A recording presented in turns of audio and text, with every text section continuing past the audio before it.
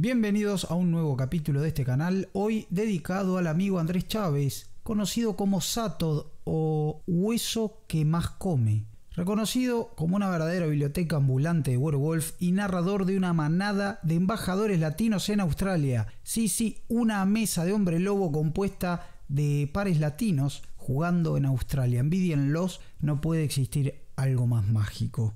Un saludo muy fuerte a todos ellos y habiendo nombrado al prócer Zatod, sepan que ya está participando él, como otros, en las partidas que tienen lugar en el canal de Twitch. Así que bueno, más que invitados a suscribirse también, a seguirme y suscribirse mejor también, ¿no? Al canal de Twitch, a seguirme por Instagram, por Twitter y todas esas cosas raras que hay. Así que ahora sí, sin más preámbulo, como solemos decir, a la tribu en cuestión.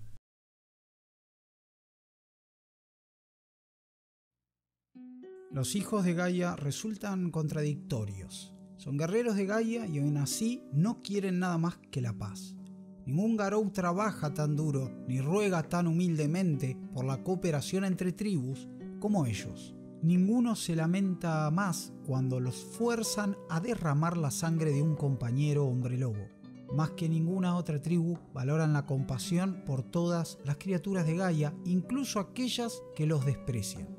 Muchos Garou confunden esa compasión con debilidad solo para descubrir que el odio a la guerra no les quita la habilidad ni la voluntad para luchar, y luchan bien. La tribu tiene sus orígenes en los días del Imperio, cuando protestaban por las prácticas de sacrificar humanos para reducir la población y por las luchas por territorio. Cuando la nación Garou llegó a un acuerdo para acabar con el Imperium, los pacifistas que habían dirigido el esfuerzo formalizaron un pacto con Unicornio y se convirtieron en los hijos de Gaia. Son la única tribu nacida de un pacto de paz y se enorgullecen mucho de este origen. El propósito principal de los hijos de Gaia es el de todos los Garou: luchar contra el Wyrm allá donde críe y more. Pero su propósito secundario es mediar en las disputas y realizar alianzas entre clanes y manadas, fortaleciendo la nación al completo. Es un trabajo difícil que se complica aún más por el desprecio al que se enfrentan por parte de las tribus más marciales. Pero como argumentan, es algo crítico. Los hijos de Gaia son una tribu relevantemente numerosa. Sus rivales aseguran que es porque les asusta el combate, pero no es verdad. Son tan numerosos porque adoptan a otros Garou a cualquiera que lo pida. Son especialmente respetuosos con los Metis, tratándolos como iguales. No tienen tanta ventaja en cuanto al número de lupus, aunque varios nacidos lobos que crecieron sin entender el concepto de guerra encuentran el ideal de los hijos como el más natural. Los hijos de Unicornio están menos preocupados por el rango estricto y la jerarquía, aunque aún están reforzados por el instinto del lobo, prefieren una organización de manada y de clan más libre. Cada clan tiene dos ancianos que deben sobresalir en la mediación: la voz de la diosa, siempre hembra, y el brazo de la diosa, siempre varón. Los hijos se involucran constantemente en la política humana, más aún que las otras tribus.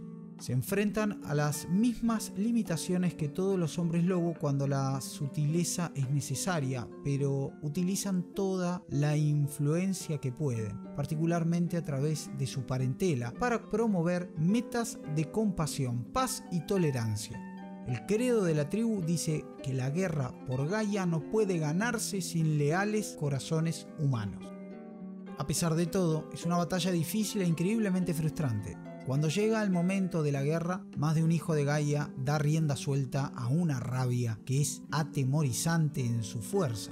Con la llegada del apocalipsis tan próximo, los hijos de Gaia se enfrentan a muchas crisis de fe interna. La humanidad parece haber llegado muy lejos y entonces vuelve a caer en viejos patrones de odio y sed de sangre.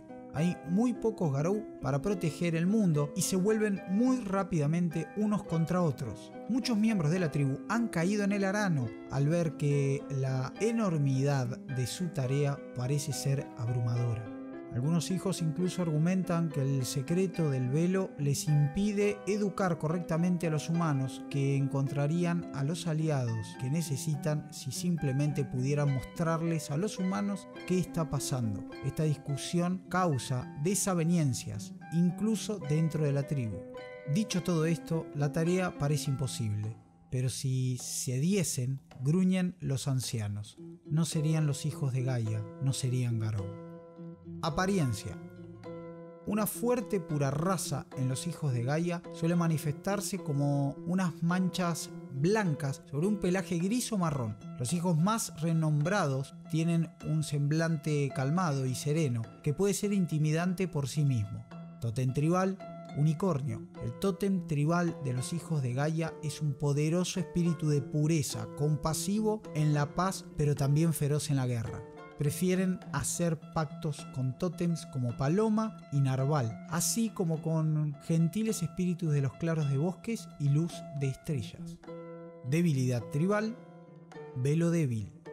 Puesto que los hijos de Gaia no participaron fervientemente en el Imperium, su tótem tribal les ha concebido una cantidad extra de serenidad. Los humanos que ven a los hijos de Gaia en su forma crino no sufren un delirio de una forma tan fuerte. Algunos hijos de Gaia no ven esto como una debilidad, pero la verdad es que sin la protección añadida del velo, los hijos corren el peligro de violar una de las leyes más sagradas de la letanía. No hay modo fiable de superar este efecto. De hecho, si el hijo de Gaia comienza a provocar fuertes reacciones de delirio otra vez, será solo en intervalos aleatorios e inoportunos. Historia.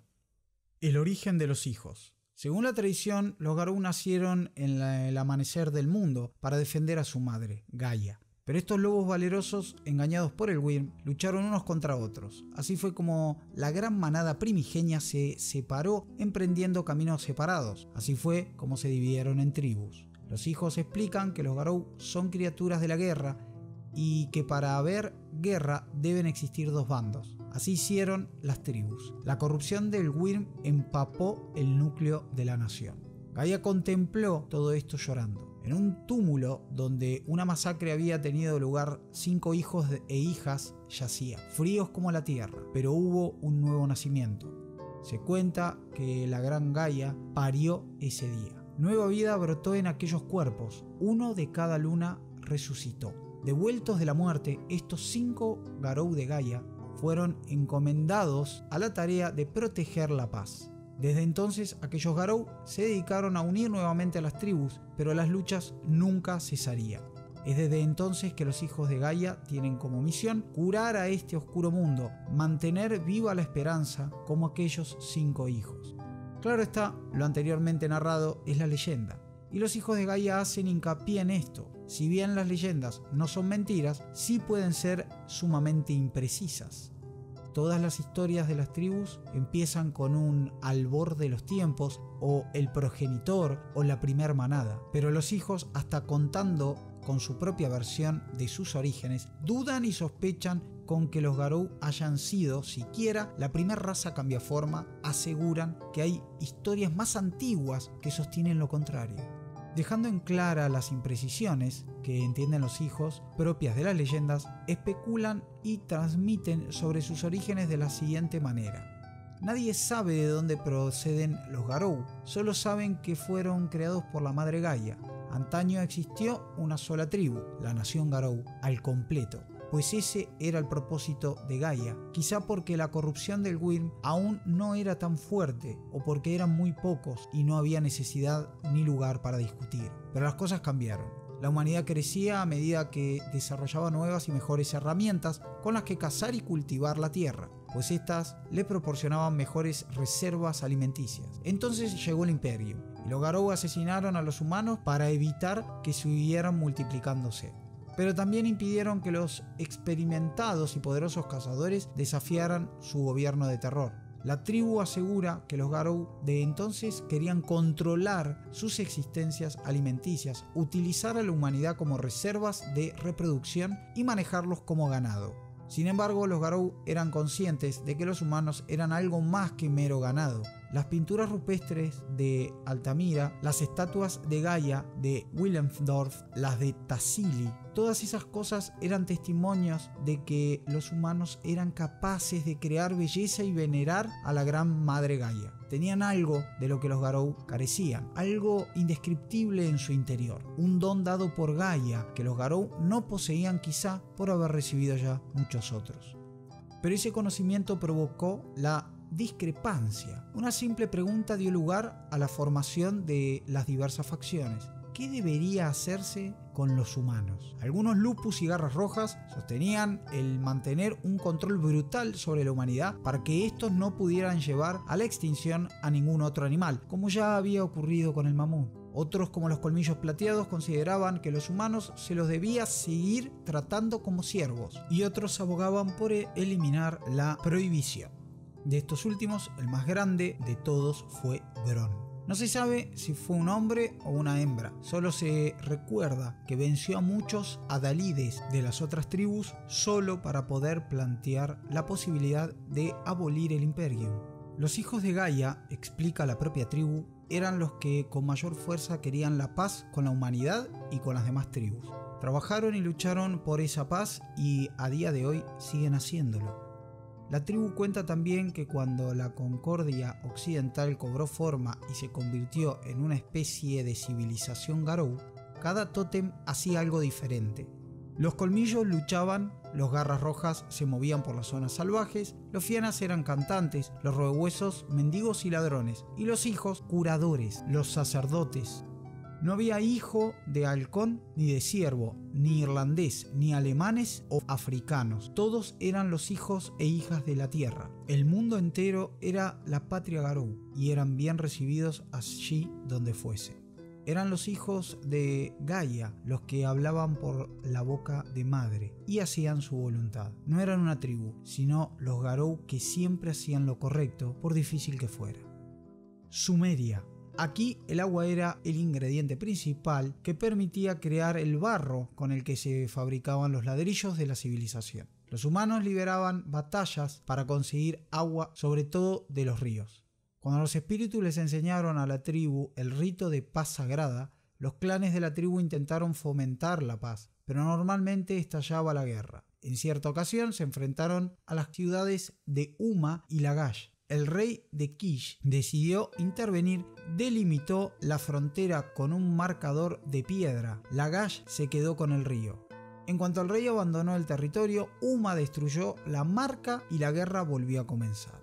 El conflicto continuó durante 3 generaciones hasta que el rey segundo de Zabalam derrotó al ejército de Lagash y conquistó Uma. Entonces estipuló que el río sería propiedad de Lagash y que Uma podría utilizarlo libremente. El rey de Lagash, molesto por aquella decisión, siguió recaudando fondos para una nueva guerra. Profanó templos y túmulos, incautó embarcaciones y subió impuestos. Había que pagar impuestos para todo, para divorciarse, para llevar las ovejas a la ciudad a esquilarlas e incluso para los entierros. De un extremo de Lagash al otro había recaudadores de impuestos. La tribu llevaba años luchando por Lagash, pero eso era demasiado. El clan estuvo de acuerdo. El rey no iba a obligarlos a librar una batalla que estaban hartos de librar y que no iba a hacerles ningún bien. Juntos se alzaron y derrotaron al rey de Lagash. El líder de aquel levantamiento fue Urukagina, el reformador, parentela de los hijos de Gaia. Él acabó con la marea de impuestos, restableció el territorio de los templos y promulgó leyes para proteger a las viudas y a los huérfanos de sus vecinos poderosos. Llevó la promesa de la paz sagrada a Lagash y prestó el gran juramento en el túmulo que tenían los hijos de Gaia en terrenos del templo. Por desgracia, 8 años más tarde, el rey de Uma, Segesi el Grande, desafió la paz sagrada conquistando Lagash. Fue una derrota amarga, la misma derrota amarga que la tribu había soportado tantas veces. Para mantener la paz, Urukagina intentó posponer los preparativos de la guerra, pero Sagesi tenía prisa por luchar y estaba mejor preparado. En este punto donde la tribu toma nota de la moraleja de esta parte de la historia. Aunque siempre persigan la paz, todos los hijos de Gaia siempre deben estar preparados para la guerra. Después de todo, son Garou. Tienen la obligación de luchar cuando es necesario y para que no tengan que hacerlo otros. Mientras agonizaba, Urukagina gritó: Sagesi, rey de Uma, que tu diosa Nidaba cargue sobre tus hombros tu pecado mortal. La maldición tardó en cumplirse, pero Sagesi pasó 25 años atado con una correa de perro, mientras el rey Sargón de los semitas limpiaba su espada por los mares del sur. Y lo mismo le sucederá, asegura la tribu. A aquellos que destruyan la paz sagrada, ningún portador de la guerra morirá en paz. Creta. La civilización minoica de Creta comerciaba especias y resinas con Egipto y las enviaba a Grecia a cambio de madera y esclavos. Era un pueblo salvaje, tétrico y cruel. Se cuenta que en el palacio de Knossos no había señales de fuego, ventanas ni luz, pues era el hogar de los muertos, no un lugar de celebraciones. El corrupto rey Minos gobernó en la oscuridad hasta largo tiempo después de que su espíritu hubiera partido, atado a su trono, en una sala repleta de personas importantes muertas. Nota: en esta parte del relato se hace mención al Dr. Tirling, miembro de la parentela de alguna tribu, quien cuenta con pruebas del último minotauro vivo desde las guerras de la rabia. Dicho doctor ha intentado reproducirlos sin ningún éxito, ya que descubrió que para reproducir a los uros, son los ancestros del ganado actual, lo que los lobos para los perros, es necesario la domesticación. Sin embargo, la domesticación acaba con la sangre de los cambiaformas. Como cuenta la leyenda, que ahora sabemos ser más bien una realidad, en Minos había un minotauro. Se trataba de un apis, cambiante toro, que había quedado atrapado en un laberinto y al cual se lo alimentaba con sacrificios humanos que llegaban en barco desde Atenas. Se cuenta que aquel apis se llamaba Asterión y que, cansado de su encierro, solo encontraba consuelo matando a todo hombre que le pusieran delante sin perder jamás un combate. La tribu señala la versión distorsionada de aquella historia que tienen los humanos, de que el Minotauro fue vencido por un gran héroe o que inclusive Minos fuera una tierra feliz donde sus mujeres gozaban de los mismos derechos que los hombres. Babilonia.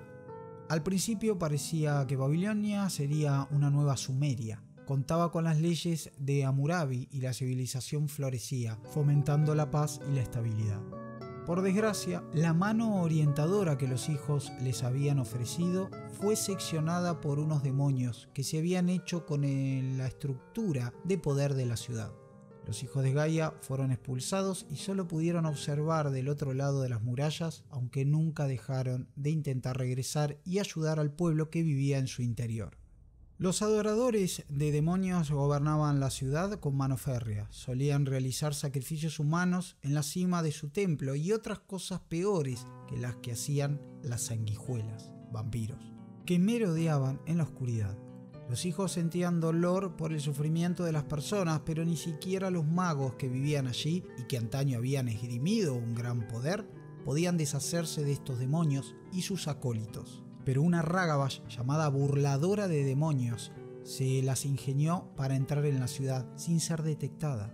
Sola, en una ciudad repleta de males, hizo lo único que podría haberse hecho: contar mentiras inteligentes. Decía que los antiguos amigos de Babilonia, los hijos de Gaia, permanecían escondidos en la ciudad luchando contra los demonios y salvando a las personas, y que estaban unidos y esperando a que todos se unieran a ellos para expulsar el mal.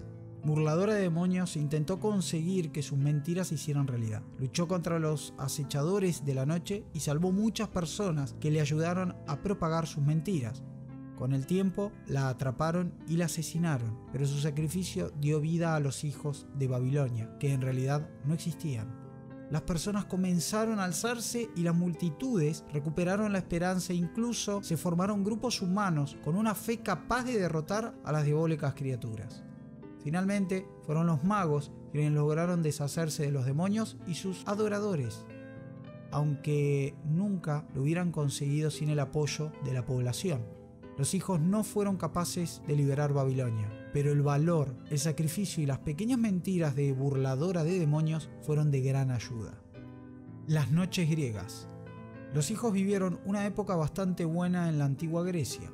La vida de la mujer ateniense era dura, tenía más derechos en Esparta que en cualquier otro lugar del mundo antiguo. Los hijos solían debatir sobre arte, filosofía y los griegos los escuchaban. Podrían haber florecido allí, pero había una pequeña dificultad. Era la patria de otra tribu a la que no le hacía gracia la idea de tener que compartir su territorio. Claro que no se las podría culpar, ya que todos los Garou son territoriales. Ctesias de Cnidus fue un hijo de Gaia y un reconocido médico. Como tantos de la tribu, siguió Esculapio, el espíritu curador. Fue a Persia, el enemigo de Grecia, donde trabajó para el Shah Darío como médico y guardaespaldas personal. Cuando Darío y Ciro combatieron en la batalla de Cunaxa, Ciro logró abrirse paso entre la guardia del Shah y herirle. Darío habría muerto si no hubiese sido por los dones de curación de Ctesias. Años después, tras la muerte de Darío, Ctesias regresó a Cnidus, donde escribió la historia de Persia y la India.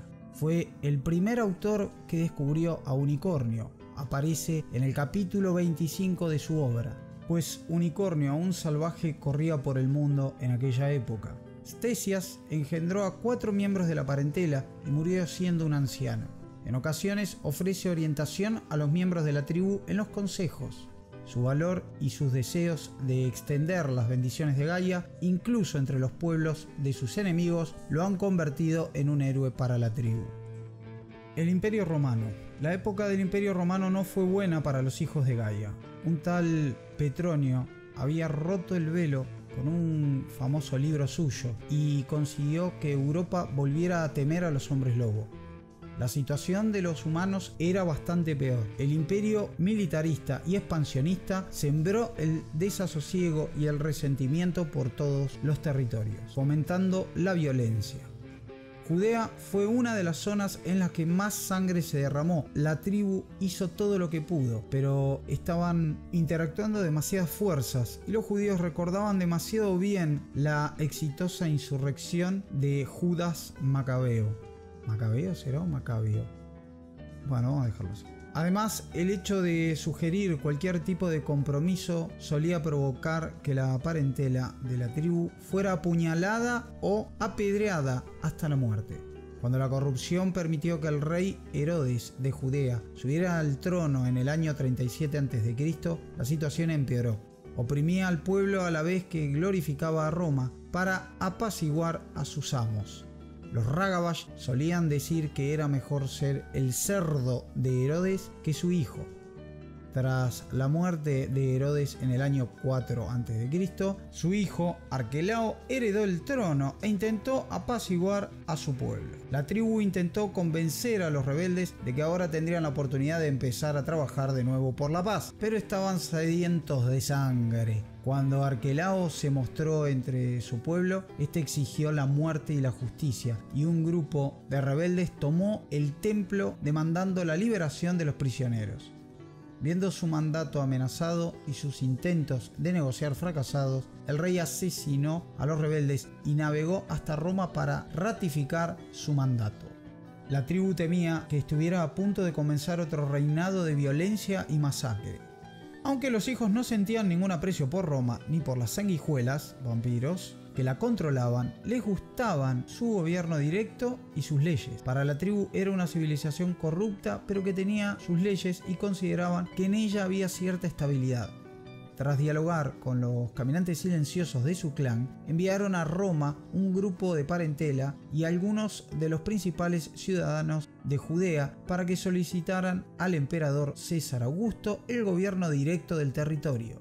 Los moderadores del Cristal de Roma se aseguraron de que recibía el mensaje durante el día, cuando las viles sanguijuelas tenían menos poder en aquella ciudad acosada por el Wyrm.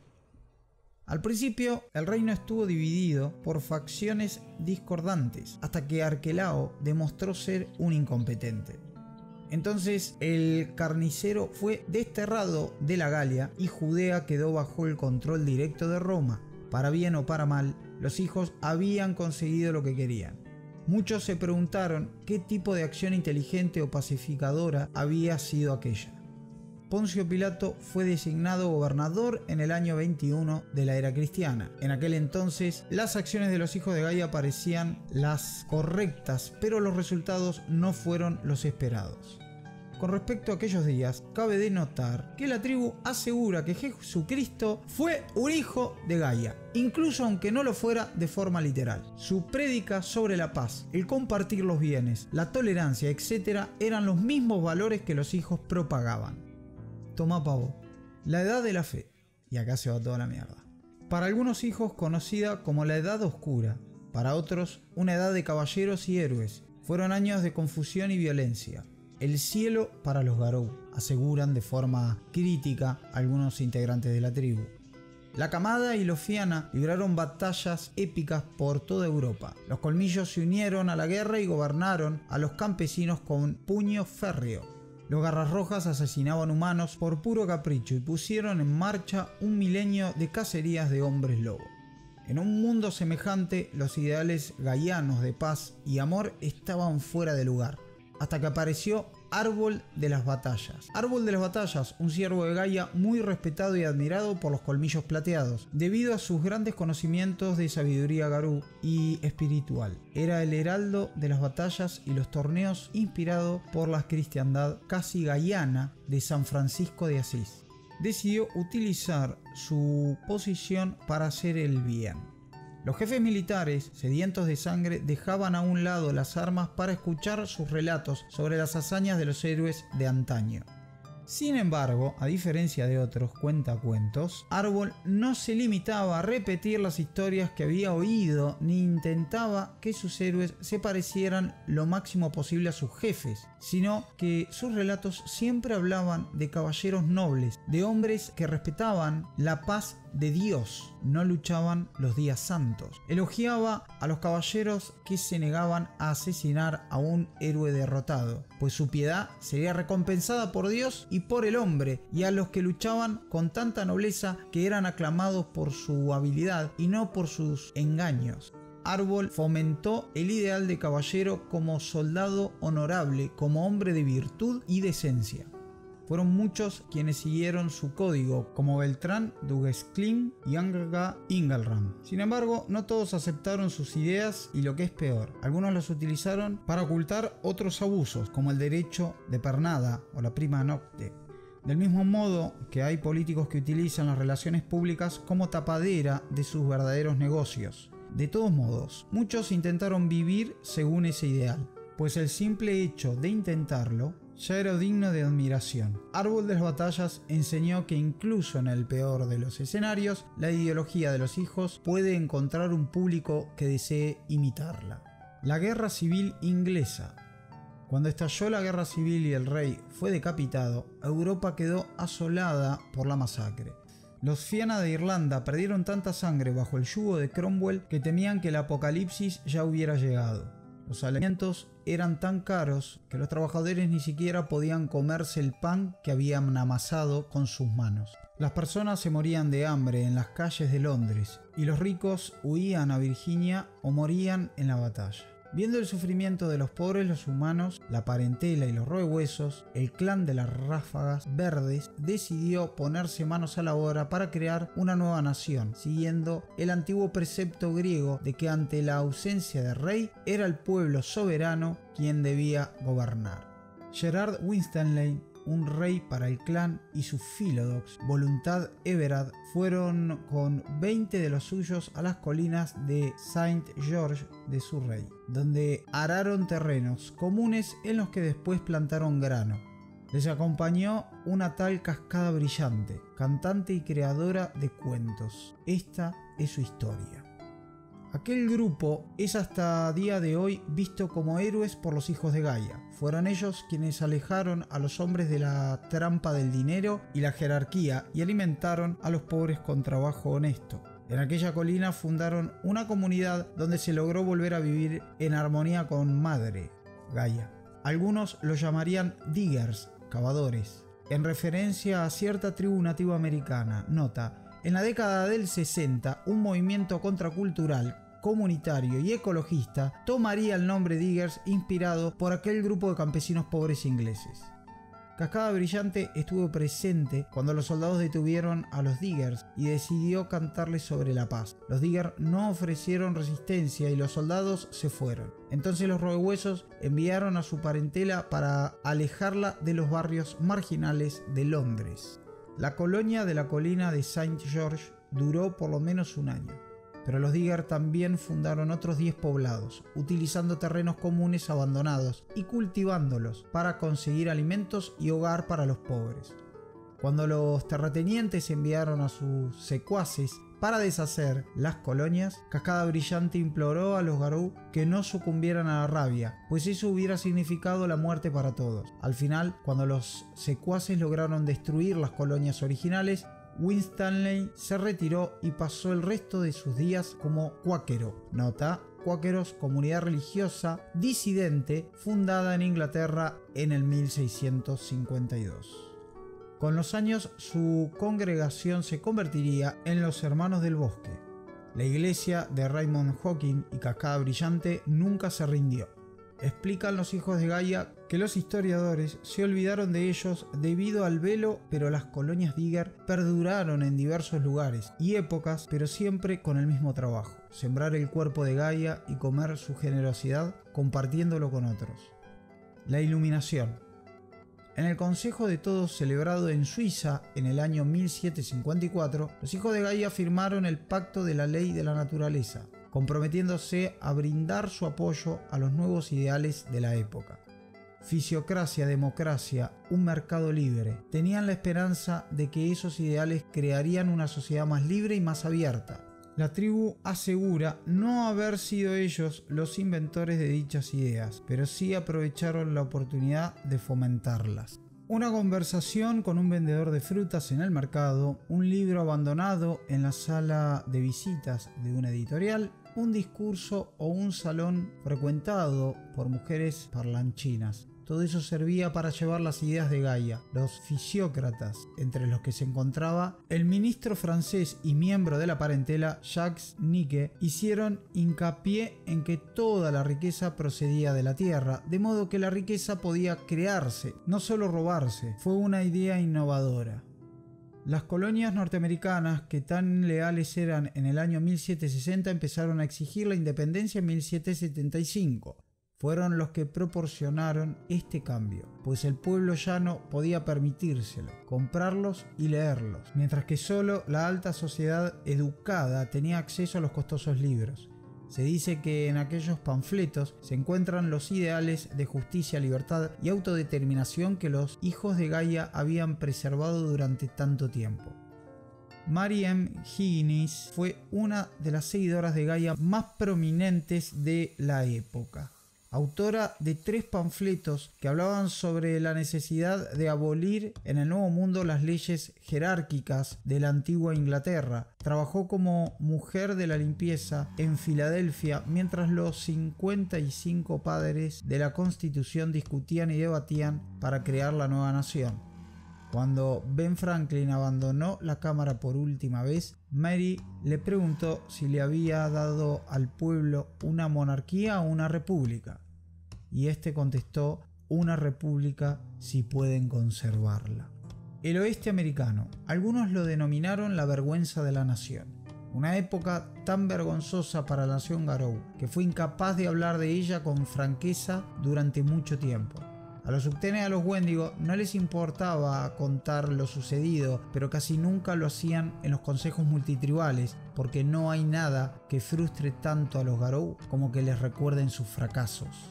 En el siglo XIX, Norteamérica vivió un periodo de colonización en el que ignoró por completo la voluntad de los pueblos indígenas que ya habían establecido sus colonias allí. Cuando llegó la hora de pelear, los Garou se unieron a diferentes bandos. Los Fianna y la camada de Fenris exigieron sin compasión territorios que no les pertenecían, mientras que los Uktena y los Wendigo se negaron a quedarse de brazos cruzados y darles lo que querían a estas tribus europeas. Parecía que había vuelto a empezar la guerra de rabia, aunque en verdad esta continuaba en ciertas partes del oeste. Pero en esta ocasión eran hombres lobo luchando entre sí. Para vergüenza de los hijos de Gaia, muchos integrantes decidieron participar en aquella lamentable confrontación, ignorando su deber sagrado de detener la guerra. De todos modos, algunos hijos se enorgullecen de poder decir que muchos otros hicieron todo lo que pudieron para reconciliar a ambos bandos y que en ciertos lugares lo consiguieron. Por desgracia, el conflicto y las invasiones de túmulos solo contribuyeron a intensificar la guerra. Aunque los pueblos indígenas americanos llevaban siglos luchando entre sí y no renunciaban a torturar a sus rehenes, las masacres del ejército y la propagación de enfermedades a través de mercancía infectada ayudaron a que algo despertara en el oeste. Un espíritu del tamaño de una montaña y tan perverso como el Wyrm, llamado Devorador de Tormentas. Esta criatura se alimentaba de las energías del Wyrm, que eran liberadas por las atrocidades cometidas en el territorio, de los espíritus de la tejedora que seguían las vías del tren e incluso de los espíritus del caos. Parecía que nada podría detenerla. Sin embargo, había esperanza. El Devorador de Tormentas unió a las 13 tribus. No le gustaba trabajar juntas, pero la necesidad les obligó a hacerlo. Todas las tribus perdieron a uno de sus héroes cuando celebraron el rito de los cielos serenos, y su decisión de contribuir a partes iguales al sacrificio les unió aún más.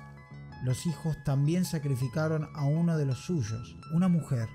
De modo que las 13 tribus de la nación Garou acabaron uniéndose, a pesar de que durante un tiempo pareció que las 11 iban a exterminar a las otras dos. Los hijos aseguran que todos aquellos hechos fueron los que hicieron que los Contemplaestrella decidieran alejarse de la nación en su momento y actualmente sean algo distantes.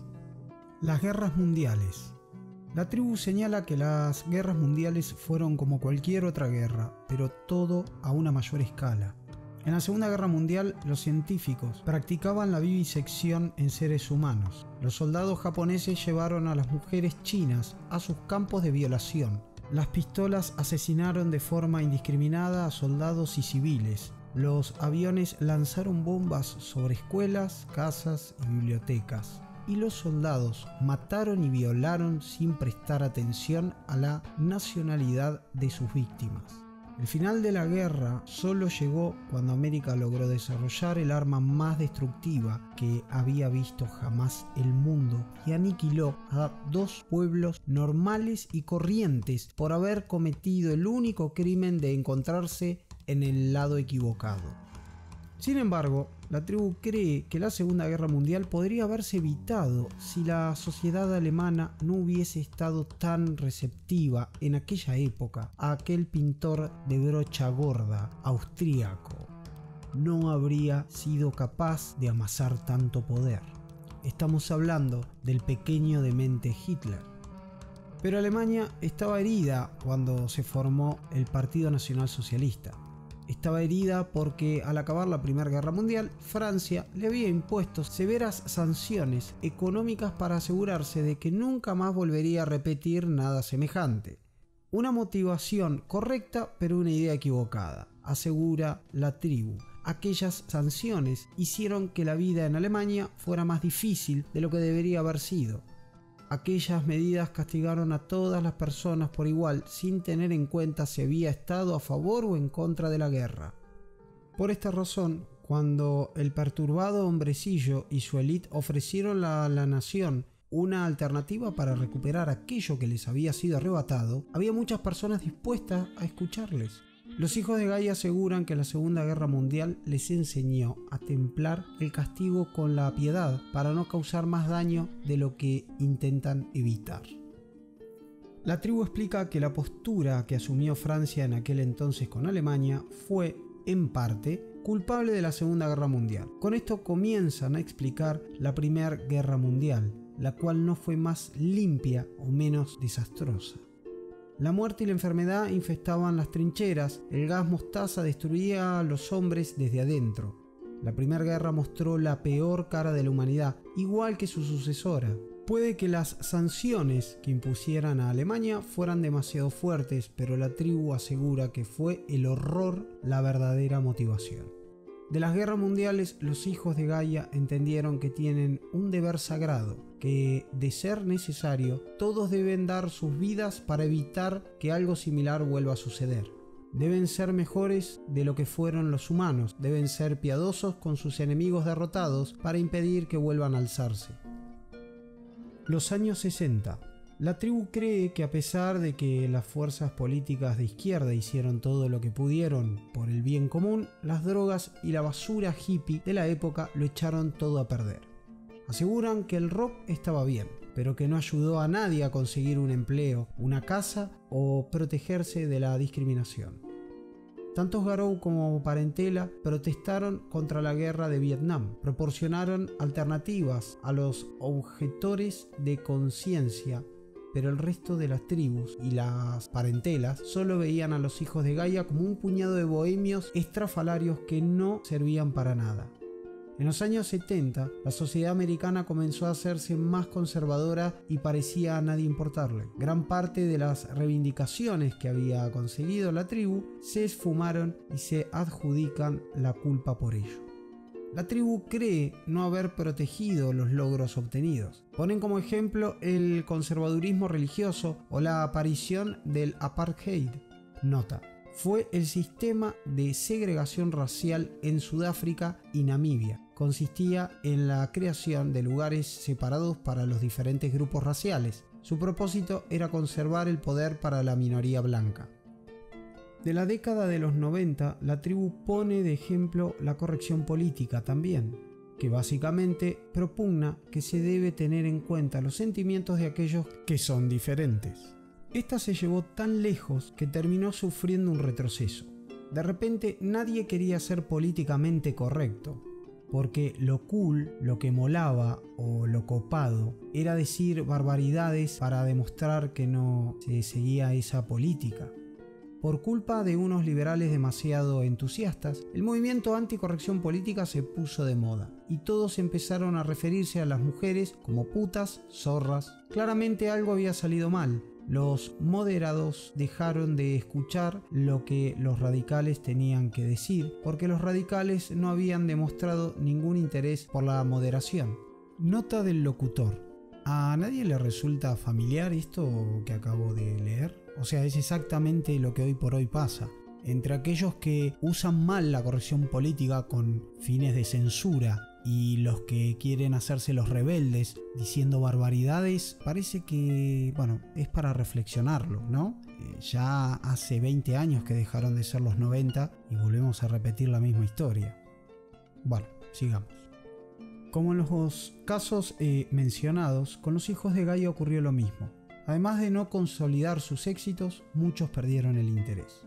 La guerra del apocalipsis, actualidad. Talones de Plata Reales, un Philodox, media luna, y líder de la tribu, advirtió que los hijos se estaban separando. Los homínidos y Lupus discutían sobre la paz. Las hijas de Demeter y el ataque inminente tenían opiniones enfrentadas sobre cómo combatir el mal. Otros no se ponían de acuerdo sobre cómo ayudar a los hijos perdidos. Así la tribu se dividió en campos, pues ya no compartían ningún sentimiento de unidad o de propósito en común.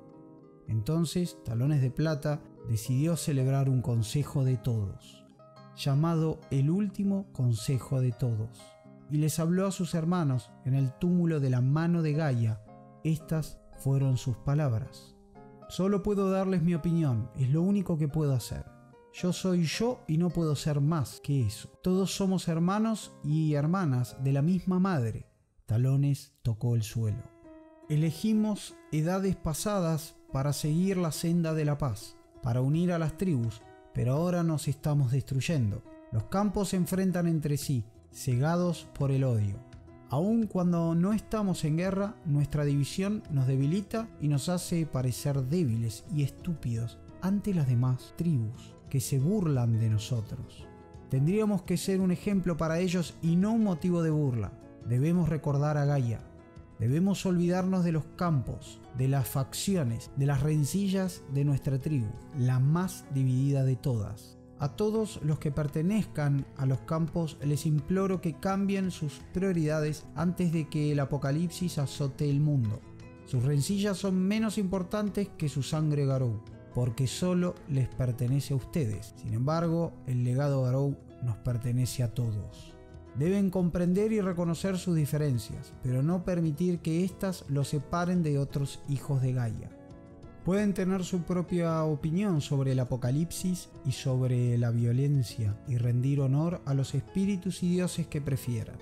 Todo eso les pertenece solo a ustedes.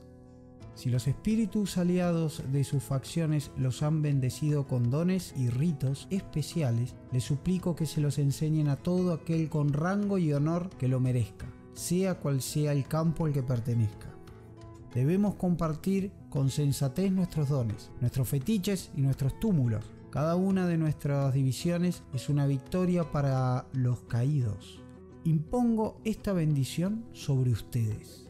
Hasta que los hijos no sean uno, no volverá a haber otro consejo de todos. Esta tierra será dividida. Nosotros haremos que permanezca intacta, respondió la multitud.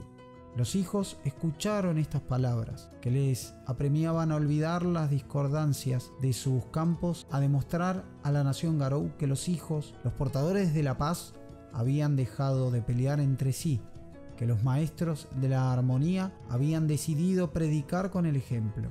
Esta es la razón por la que los campos no volvieron a reunirse, aunque tampoco a separarse. Esta es la razón por la que los maestros del rito enseñan sus dones y sus ritos a todo aquel que lo merece. Sin embargo, no todo el mundo escuchó sus palabras.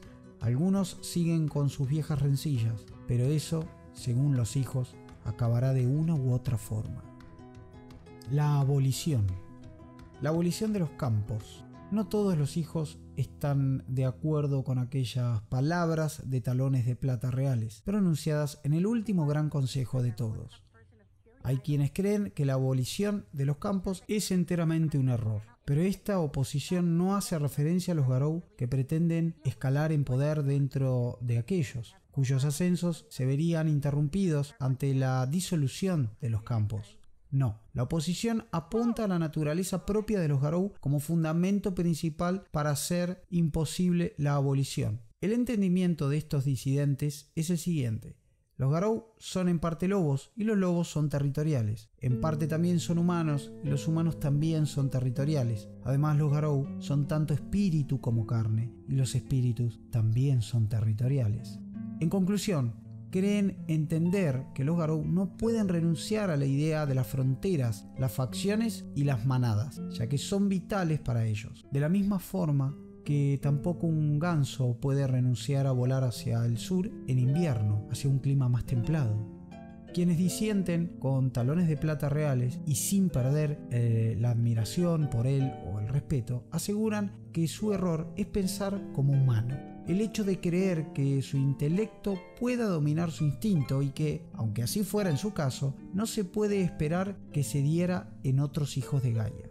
Otro fundamento que usa la oposición de la abolición de los campos es el enfrentamiento en pleno desarrollo para decidir sobre este tema. Decidir si deben renunciar o no a sus territorios y a sus manadas.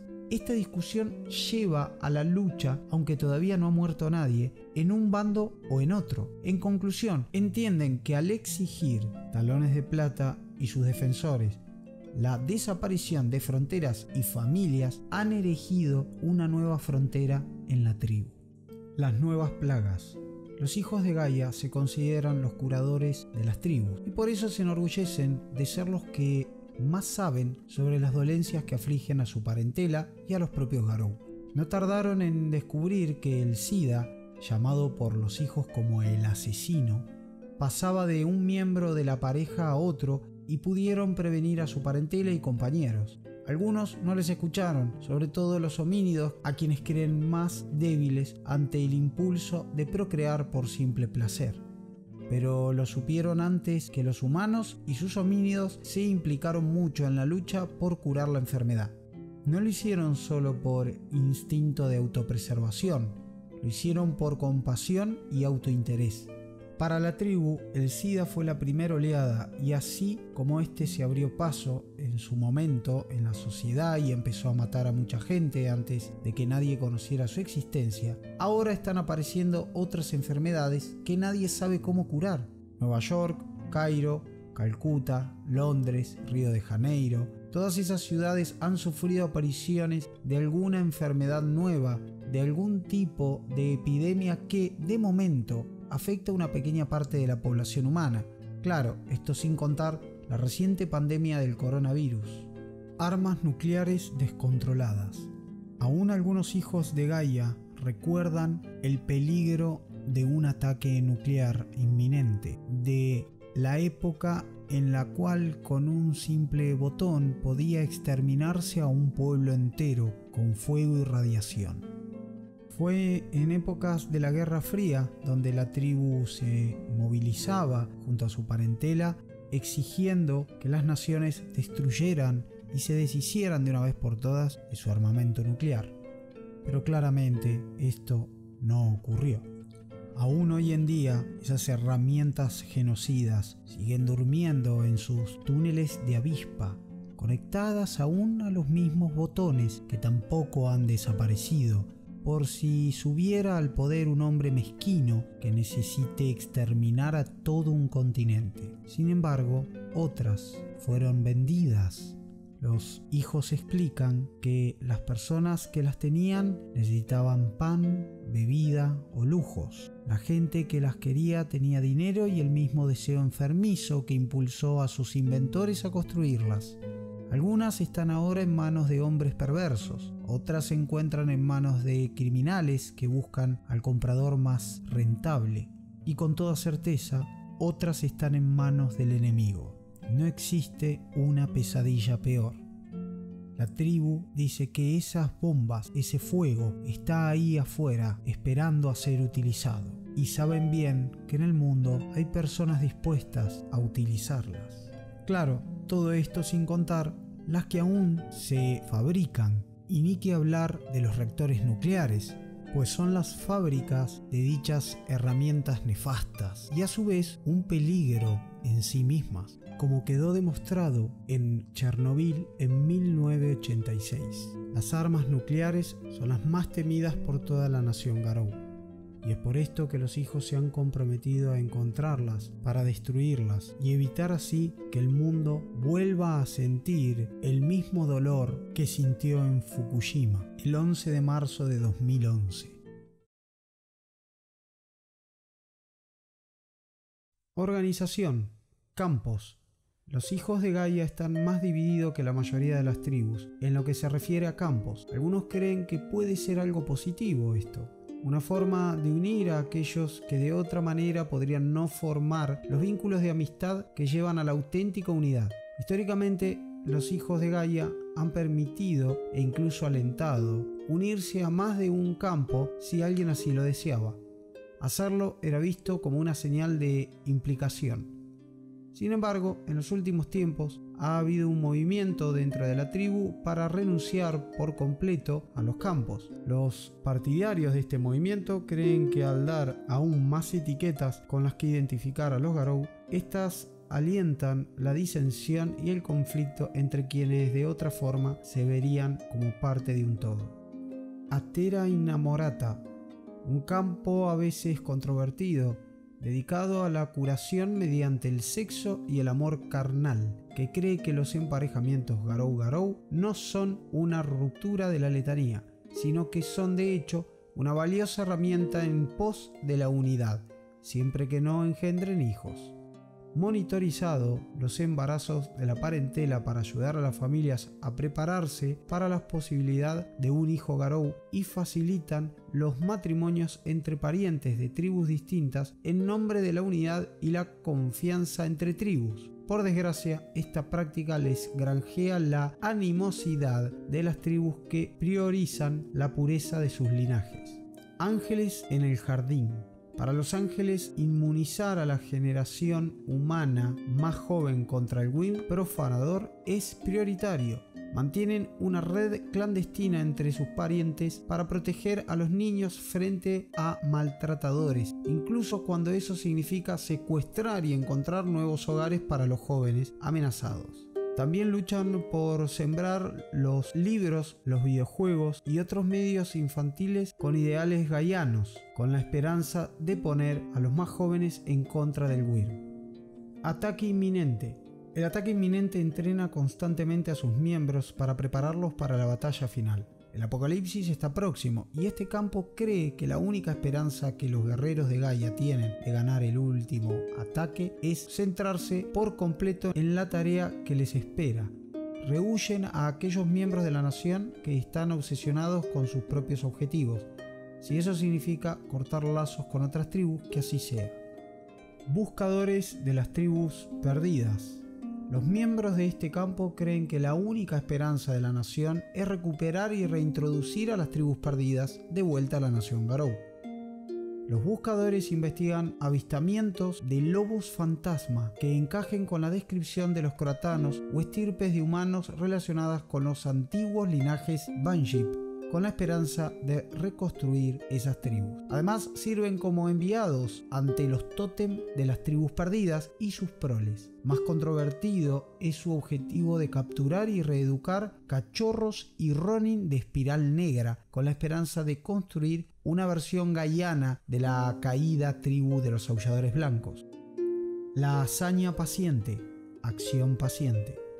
La hazaña paciente trabaja para llevar la unidad más allá de las fronteras entre tribus. Teóricamente, los miembros de la hazaña paciente localizaron a los Uktena y Wendigo del Viejo Oeste y trataron de enmendar las relaciones entre los europeos y las naciones colonizadas. Creen que la nación no puede perder a un solo Garou y que solo dando la bienvenida y comprendiendo los valores y prioridades del resto de las tribus podrán los Garou estar verdaderamente unidos.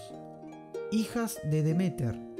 Las hijas de Demeter trabajan para mostrar al mundo natural a los humanos para que así puedan amarlo, honrarlo y respetarlo según crecen. Hacen los asuntos ambientales mucho más apetecibles para los negocios, mostrando los beneficios fiscales de los productos ecológicos mientras presionan a los gobiernos y a los urbanistas para que incorporen y protejan los espacios naturales dentro de los ambientes urbanos. Las hijas creen que solo alentando a la humanidad a amar al caos puede haber alguna esperanza de protegerla del Wyrm. Sirvientes de unicornio. Los sirvientes, dedicados a fomentar la paz entre las tribus por medio de misiones intertribales y alentando las manadas y clanes de diversas tribus, trabajan para encontrar mensajes de unidad sin importar cuán escondidos estén en la doctrina principal de cada tribu. Después usan esos puntos en común para acercarlas entre sí en lugar de tratar de cambiar las creencias de los demás.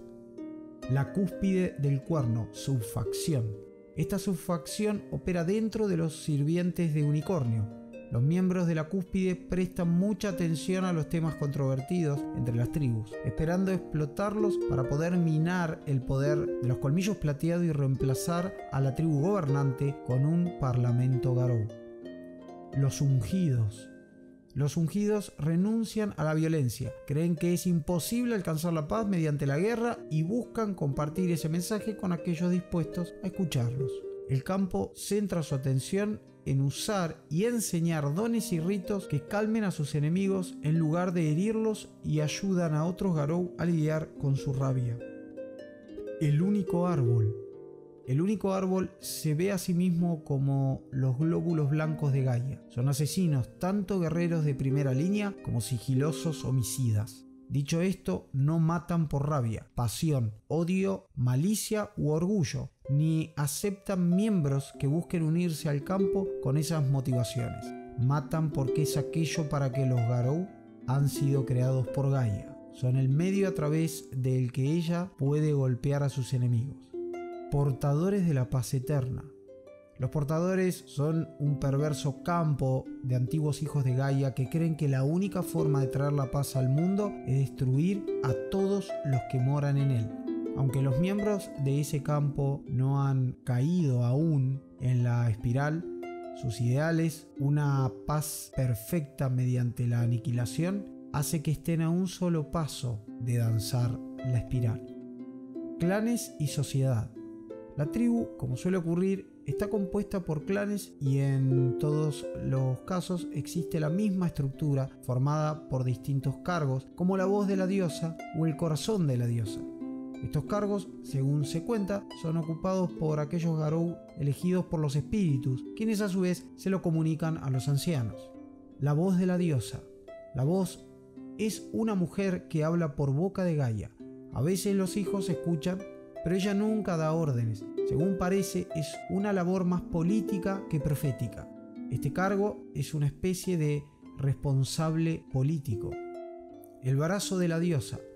Es la voluntad quien encarna este cargo. Estará siempre al frente de los trabajos y tareas a realizarse, no solo en la lucha. Será quien dirija y trabaje más duro para dar el ejemplo. El brazo y la voz trabajan juntos. Si la primera es una responsable política, el brazo es el responsable de organización.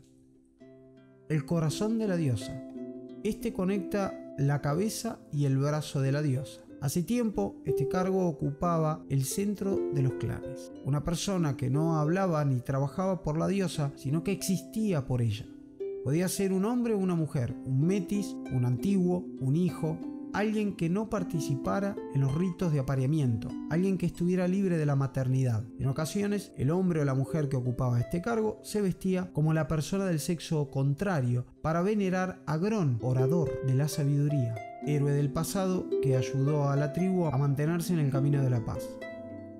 El corazón establece la conexión entre la mente y la mano. No siempre lo hace mediante la palabra o la acción. Él o ella ayuda al clan a seguir adelante, le da energía, le da vida. Ramas verdes. Son otros dos cargos importantes dentro del clan. Básicamente son la voz de la biosfera, de aquellos que no pueden hablar por sí mismos.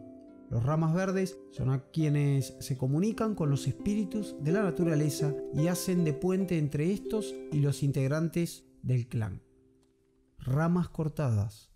Algunos clanes todavía tienen estos cargos, como es el caso del clan de Brighton. A muchos hijos les resultan espeluznantes.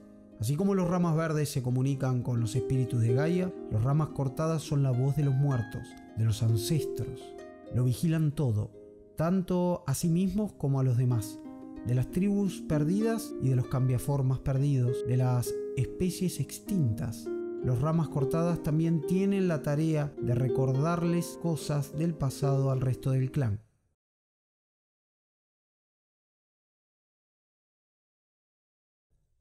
Demografía. Inglaterra. Aquí los hijos no son muchos. Forman parte de un pequeño grupo llamado las Veredas Verdes. Comparten un túmulo con los roehuesos al norte del clan principal de Brighton. En general, aquí los hijos intentan defender con garras y colmillos las pocas tierras verdes que no han sido mancilladas por la tejedora de ninguna forma, salvo por algunos hitos antiguos. Aquellas son tierras tomadas, heredadas de los Diggers, quienes las ocuparon en la época de Cromwell. Hoy son defendidas a duras penas porque intentan quitárselas a punta de estafa, pero no es que deseen las tierras, el enemigo simplemente no los quiere allí. Continente europeo. Solo se conocen dos clanes de los hijos y solo uno de ellos se encuentra en el continente.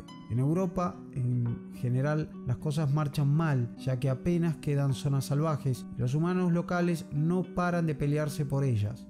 Apenas hay espacios para los lobos y esto hace que las tribus locales se mantengan a la defensiva.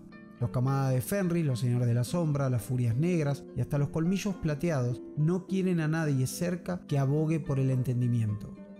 Puede que sea esto lo que convierta a la mayoría de los hijos de Gaia en personas non gratas allí. El mayor impulso por la paz del que los hijos hayan escuchado en Europa, irónicamente, no proviene de sus filas. Un tal Ballard, a quien llaman McGrave, miembro de los Señores de la Sombra, está logrando que la Camada de Fenris y las Furias Negras comiencen a tolerarse y compartir recursos, quieran o no hacerlo. gracias al poder de su personalidad, está logrando cosas que los hijos europeos llevan siglos intentando sin ningún éxito, mediante la persuasión y los sabios consejos. Esto no hace quedar nada bien a los hijos de Gaia y por ello deben doblar esfuerzos para conseguir la mitad del respeto. Pero no todo está perdido para la tribu en las tierras europeas. Parte de la política oficial del Magreb consiste en aceptar la ayuda de los hijos como negociadores y diplomáticos expertos. Rusia. Los hijos ven cómo el FMI ha hecho adicta a Rusia a su dinero, trayéndole a esta tierra un sinfín de calamidades. En los últimos años, los hijos han podido hacer más bien poco. Los Garras Rojas estuvieron a punto de exterminarlos durante la Guerra Fría. Les bastó con aquello para entender que eran una tribu maldita en aquel lugar. Pero los Colmillos Plateados clavaron más hondo el cuchillo al quedarse de brazos cruzados mientras aquello ocurría. Esto debido, aparentemente, a los malos consejos de los hijos dados a los Colmillos durante más de 30 años. Si no hubiera sido por los Moradores del Cristal y los Robehuesos, en Rusia no quedaría ningún hijo de Gaia. Pero la Guerra Fría fue lo menos comparado con lo que ocurrió directamente después de ella. Desde 1991 y durante unos años, una cortina de sombra ocultó el resto del mundo lo que sucedía en Rusia. Fue obra de la bruja Baba Yaga. Durante años la nación luchó contra ella y la prole del Wyrm que la seguía. Los hijos aseguran que debido a la traición y las mentiras de las que fueron víctimas en el pasado, nadie excepto los Moradores del Cristal y los Robehuesos deseaban escuchar sus consejos. Solo empezaron a ver la luz cuando los Señores de la Sombra escucharon a Alyosha y Yubov, quien les imploraba que hicieran la paz con los Colmillos Plateados y ayudaran a unir a los Garou. Tras la desaparición de la cortina de sombras, los Garou obtuvieron la victoria, pero no sin cobrarse su precio.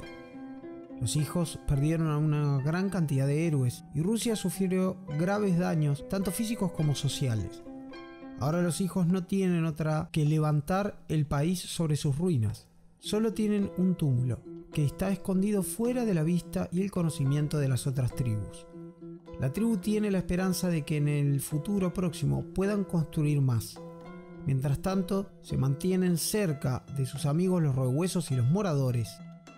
Por último, a destacar, los hijos conocen una leyenda que habla de un lugar, un gulag congelado en el tiempo, donde habita un gural con poderes de curación inigualables. Creen que los Wendigo locales pueden saber más al respecto. Estados Unidos, junto a Canadá, forma el territorio en el que vive el mayor número de hijos y donde sus ideales tienen mayor éxito. El movimiento de verano Libertad de Expresión, la defensa del bosque lluvioso de Garrett y Estrellas de Invierno son ejemplos del éxito que han tenido los movimientos apoyados por los hijos. Desde los mismos orígenes del país, los hijos han ayudado mucho, como cuando se opusieron a la esclavitud y guiaban a los incontables esclavos a través de puentes lunares hasta zonas seguras, al igual el Underground Railroad. Nota, sistema que existió en Estados Unidos, específicamente en los estados norteños, antes de la Guerra Civil, mediante el cual los esclavos que escapaban de los estados sureños eran ayudados clandestinamente por aliados del norte. Muchos de aquellos esclavos rescatados se convertirían en parentela de los hijos, ya que para ponerlos a salvo la tribu debía hacerlos cruzar el velo. Entre otros logros de la tribu en el territorio se cuentan el movimiento por la paz y por la libertad de expresión, la lucha contra la discriminación que sufren los homosexuales, la defensa de los derechos de las mujeres a la propiedad privada, al voto, a trabajar y un largo etcétera. Aquí también abundan sus túmulos. Oriente Próximo. Algunos hijos, como los residentes de regiones tales como Jabal Ali, han seguido a su parentela tras ser desplazados por los israelíes a la Franja de Gaza. Allí se han enfrentado a diversas penurias, ya que en dicha tierra no crece nada, salvo el conflicto por la escasez de recursos y lo insuficiente que puede ser la ayuda que llega. Allí también los hijos promueven la paz. Muchos integrantes de la tribu abrazan la religión musulmana y explican que esto no los hace menos hijos de Gaia, ya que proteger a la tierra no se contradice con las leyes del profeta Mahoma. Además, remarcan que en varias escrituras figuran diversos musulmanes que siguieron el camino de Gaia, el camino de la paz. Jordán es otra región donde prolifera la tribu, aunque las manifestaciones y marchas que organizan son bastante distintas a las occidentales, ya que el gobierno local castiga severamente las protestas. Por otro lado, algunos túmulos locales han sido destruidos por los asentamientos judíos al oeste. Los hijos protestan cada vez que se viola a una mujer o muere un niño a manos del ejército israelí. Se cuenta que muchos garou son incapaces de soportarlo. Se llenan de rabia y matan sin parar. Aunque entendible, esta actitud no hace más que complicar las cosas. En ocasiones, el Mossad, fuerzas de élite israelíes, abastece de plata a los soldados y fanáticos religiosos. El trabajo de la tribu aquí es duro. Deben proteger el velo manteniendo los cadáveres de los garou lejos de las manos de las fuerzas armadas. Otras regiones donde se pueden encontrar hijos son Kuwait, el Líbano y algunos aún en Irak. África. Se podría decir que en esta tierra los hijos se han encontrado con una sorpresa. El Ahadi es una tregua que tiene su origen en los Ahaba, hombres hiena, la cual busca reunir a todas las razas cambiaformas, incluyendo a los garou. Por el momento, la raza dragón, felino y los extraños garou mezclados con hienas, si es que son garou, suelen respetar la alianza. Aunque es una tierra asolada por la guerra y los problemas, los hijos aseguran que hoy hay uno menos. El anteriormente mencionado Apartheid ha muerto al igual que el príncipe león de la oscuridad Diente Negro. Para gran alegría de los hijos de aquí, ya sean blancos, negros, mestizos o asiáticos. Aunque también cabe destacar que si bien los hijos han trabajado duramente en estas tierras, hoy carece de leyes. Mucho trabajo le queda por delante a la tribu para fomentar la solidaridad entre las razas. África no es territorio garou, excepto por Egipto y quizás Marruecos. Nunca lo ha sido. Como hijos de Gaia, les resulta difícil aceptar que esta parte del cuerpo de la madre pertenezca a otros cambiaformas y que las angustias y temores de este enorme territorio también les pertenezca a ellos. India. Se trata de una nación que ha sufrido mucho debido a la estupidez y la crueldad de Occidente, o al menos eso afirman los hijos. Allí, la tribu intenta promover sus ideas mediante la iglesia gaiana, entre otros métodos. En general, no son muchos, y a veces tienen roces con los garras rojas locales que vigilan con gran recelo las zonas salvajes. Los hijos de India practican, como en pocos lugares, sus tareas de guías, ya sea como profesores o maestros, etc. De sanadores de la tierra, limpiando la corrupción del Wyrm. Extremo Oriente, China, Corea y Japón. Son tierras ajenas a la tribu, aunque algunos hijos viajan allí y se quedan una temporada para aprender de los contemplaestrellas o visitar las cortes de las bestias. Sin embargo, no hay túmulos ni clanes de la tribu allí.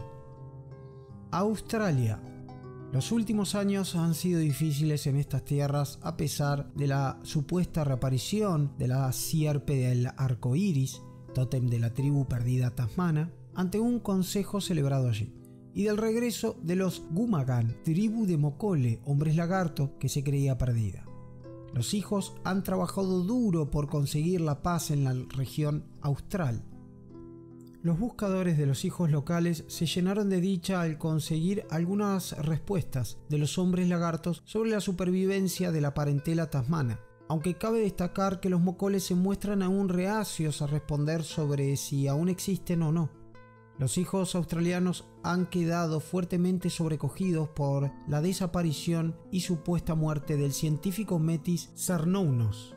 Este brillante garou recogió muestras de ADN de la piel y el cabello de diversas especímenes de sangre fría y los completó con células vivas de sangre que le proporcionó un misterioso aborigen que afirmaba que la última parentela de los tasmanos vivía en las proximidades del estrecho de Torres. Usando ese ADN, clonó a diversos bebés garou y les dio vida usando bolsas de plástico para que la experiencia del nacimiento fuera similar. La camada creció con rapidez y empezó a cambiar a los 2 meses de vida. La hembra más grande, llamada Gran Franja, se convirtió en la líder de esta manada de fieros cazadores.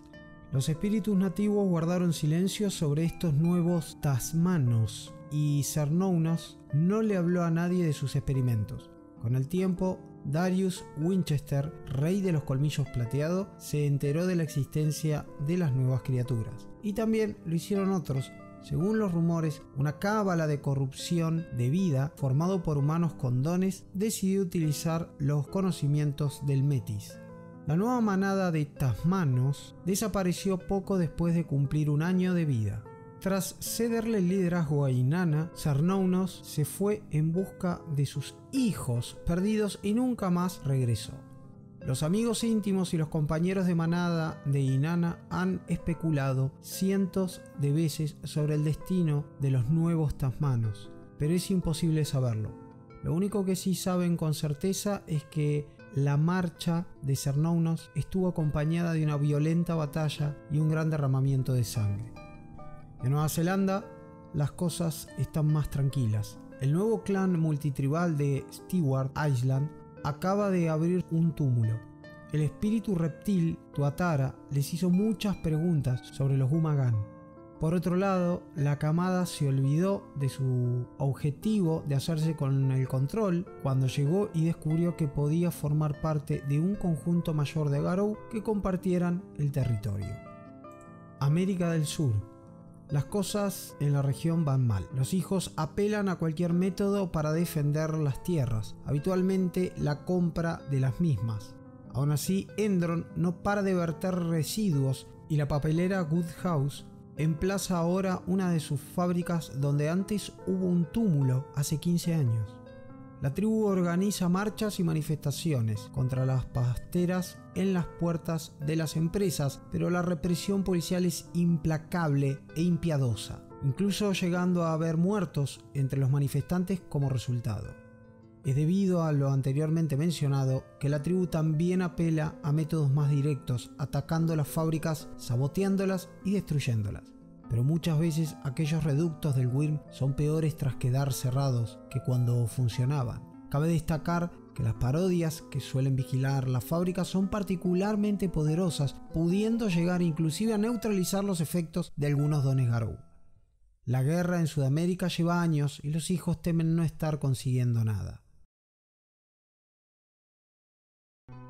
Estereotipos. Camada de Fenris. Puedes admirar su valentía y su fuerza, pero al final del día esta guerra es algo que aborrecemos y que ellos parecen amar. Caminantes silenciosos. Pueden parecer distantes, pero tienen corazones profundamente heridos. No es bueno que ningún lobo camine solo. Colmillos plateados. De todos los fracasos que hemos soportado, el fracaso de los colmillos plateados para mantener a la nación unida quizás sea el más grande de todos. Contempla estrellas. Entienden muy bien la armonía. Son casi nuestros hermanos más cercanos, pero ¿cómo puedes descubrir el amor y la compasión como grilletes, aunque sea en broma? Fianna. Hay pocos que lamenten sus penas tan sentidamente o que aprecien sus victorias con mayor gozo. Furias negras. Tienen grandes reservas de sabiduría sobre el mundo, pero las guardan con mucho celo. Garras rojas. No puedo dejar de preguntarme lo que podrían haber sido si las cosas hubieran sido diferentes. Algunas veces casi puedes verlo, casi. Moradores del cristal. Se puede confiar en que sean razonables, incluso si su lógica quizá los lleva a lugares a los que nunca se pensó que un Garou debería ir. Roehueso. Se preocupan más de lo que dejan traslucir, pero aún rompe el corazón ver cómo nos dan la espalda al resto de nosotros en nombre de la supervivencia. Señores de la sombra. Es difícil saber qué aman más, sus métodos, sus ambiciones o sus éxitos. Uctena. Desearía que hubieran confiado más en nosotros. Desearía que hubieran confiado más en cualquiera. Están más solos de lo que quieren admitir. Wendigo. Parecen esperar que el mundo acabe helado. Si lo hace, estarán preparados, pero no tiene por qué ser así. Héroes y notables. Gron, orador de sabiduría. Según los Galliard de los hijos de Gaia, Gron, orador de sabiduría, un metis hermafrodita, fue el Philodox que, con sus apasionados discursos, convenció a la nación Garou, que aún era una tribu, o al menos el nombre, de que el Imperium debía terminar.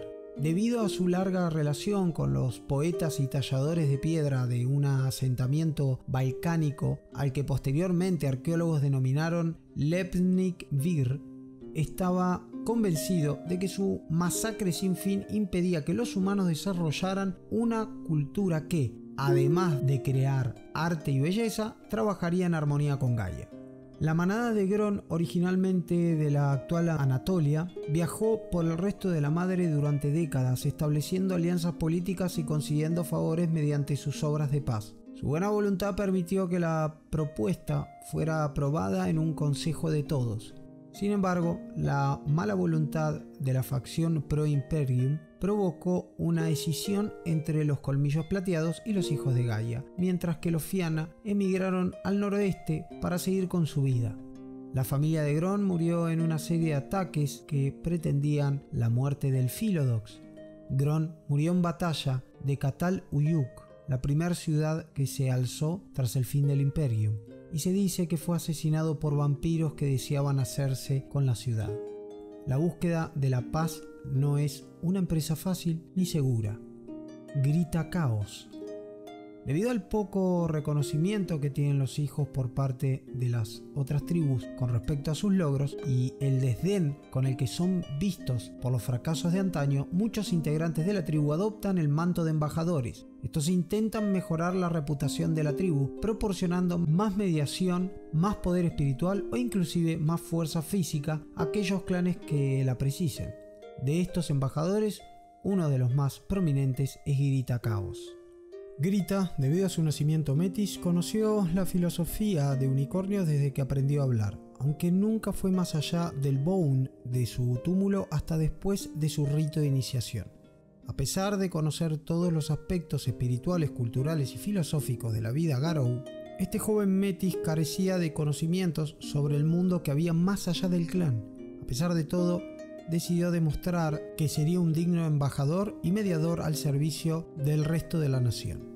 Su nombre, Grita Caos, adquirido tras su rito de iniciación, indica su tendencia a hablar sobre los horrores del apocalipsis para resaltar la necesidad de cooperación entre las tribus y los clanes, además de su voluntad de ir a la guerra por el bien de un acuerdo o en defensa de un túmulo. Las tribus ya conocen bien a este distinguido metis con cornamenta que aparece en el umbral de los túmulos que se encuentran en peligro y les ofrece ayuda en nombre de la hermandad.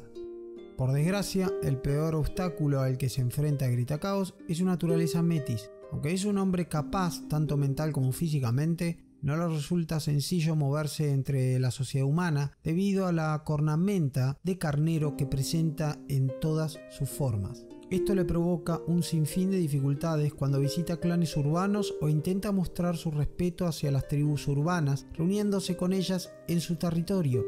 Aunque sabe que no debe sentirse culpable por su naturaleza, Grita conoce bien el dolor de los metis e intenta no sentir rencor hacia aquellos que le juzgan por sus cuernos y no por sus palabras.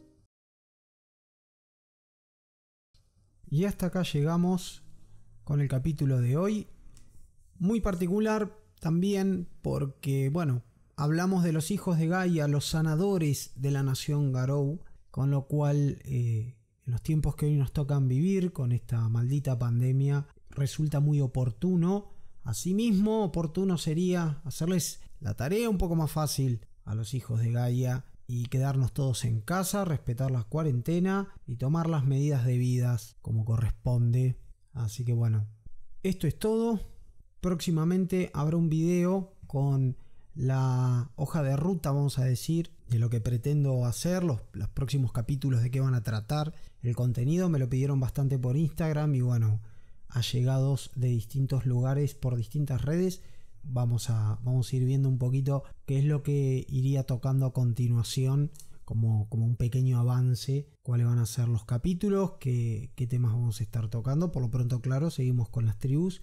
Y después, ya verán en el capítulo especial de hoja de ruta que voy a hacer, que espero lograr un capítulo breve. En fin, gracias, likeen, comenten y compartan como siempre y nos estamos viendo en el próximo capítulo.